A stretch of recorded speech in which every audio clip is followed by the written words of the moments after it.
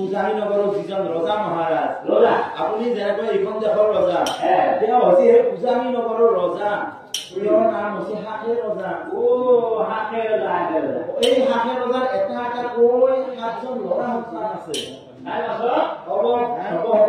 এগৰাকী কনিষ্ঠ ছোৱালী তাইৰ নামটো হৈছে দেউলা মহাৰাজ জানো মহাৰাজ জন্মগণৰ নাম ইয়াত আছিল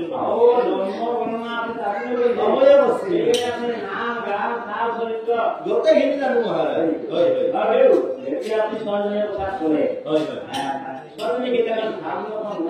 নিশ্চয় মহাৰাজ আচৰিত আচৰিত কিছুমান গুণ আছে মহাৰাজ পাৰিম মহাৰাজ আপোনাক মই কৈ আছো আপুনি এতিয়া ভালদৰে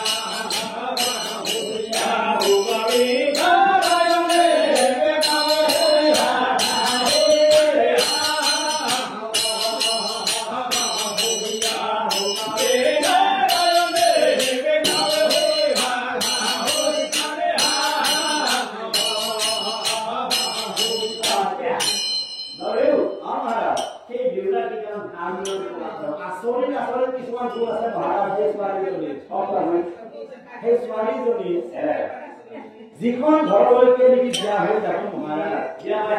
নিব সেইখন ঘৰত যদি অমূল্য সম্পদ বহু বছৰ আগতে হেৰুৱাই গৈছিল সেই ছোৱালীজনীয়ে যি ঠাইত হাত দিব সেই ঠাইতে উদ্ধাৰ কৰিব পাৰিলে মহাৰাজ হেৰুৱা ধনটো উলিয়াই দিব পাৰিব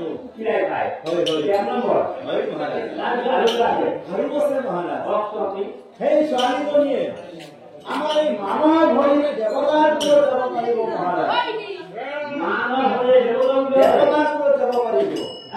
দেৱতাৰ স্থান হব পাৰিব দেৱতাৰ কথা হব পাৰিব মহাৰাজ আৰু আছে মহাৰাজ এটাতো এনেকুৱা আচৰিত গুণ আছে সেই ছোৱালীজনীৰ কিবাকৈ যদি স্বামীগৰাকীৰ মৃত্যু হয় তেতিয়াহ'লে তেওঁ নিজৰ স্বামীজনক দেৱতাৰ কোণলৈ লৈ যাব পাৰিব আৰু দেৱতাৰ কোণৰ পৰা নিজৰ স্বামী পুনৰ জীয়াই আনিব পাৰিব মহাৰাজ অৰ্থাৎ মৰাব যাব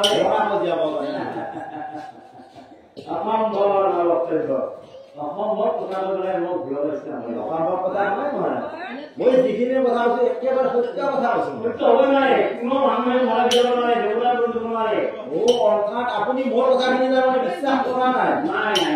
তেতিয়াহ'লে আপুনি মোৰ কথাখিনি যে বিশ্বাস কৰা নাই মোৰ যিখিনি কথা এইখিনি যে শুদ্ধ কথা মই তাৰে আপুনি প্ৰমাণ দিব পাৰিম মহাৰাজ যদি আপুনি প্ৰমাণ দিব পাৰে তেতিয়াহ'লে মানি ঠিকে আছে মহাৰাজ সেই ছোৱালীজনী আপোনাৰ ল'ৰাৰ কাৰণে যদি কইনা চাবলৈ যায় তেতিয়াহ'লে আপুনি লগত কিছুমান লোহাৰ চাউল লৈ যাব মহাৰাজ লোহাৰ চাউল লৈ যাব আৰু এই লোহাৰ চাউল যদি সেই ছোৱালীজনী আপোনাক বান্ধি খুৱাব পাৰে তেতিয়াহ'লে গম পাব মহাৰাজ মই যে ইমানখিনি কথা কৈছো গোটেইখিনি কথা সত্য আৰু যদি ল'ৰা ছোৱালী আপুনি ৰান্ধি খাই আহিব নোৱাৰে তেতিয়াহ'লে জোৰে যাবাৰ কাৰণে ৰাখোঁ সঁচা বিয়া কৰাব নালাগে হয়তো সামনে ভাবে ও যিটো ছোৱালী নেকি হয় দেৱতাৰ ওপৰত যাব পাৰে সেইখন তোমাৰ উদ্ধাৰ কৰি দিব পাৰে সেই উদ্ধাৰ নহয় নিশ্চয় মই পুত্ৰৰ কাৰণে পুত্ৰ বোৱাৰী কৰি লৈ আহিম আৰু কিবা কাৰণত যদি মই চলি বিয়া নকৰোঁ